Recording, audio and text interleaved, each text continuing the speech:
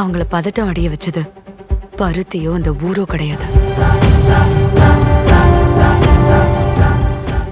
அத விளைய வச்சவன். இத்தனை பேரை கொலை நடுங்க வச்சவன் யாருன்னு தெரியணும். டேஞ்சர் போர்ட் வெளியே இருக்குன்னா அர்த்தம் உள்ள ஆபத்து இருக்குன்னு. தெரிஞ்சும் அதை தாண்டணும்னு நினைச்சா நீ பார்க்க போறது மனுஷனா இல்ல, பெரிய பூகம்பத்தை.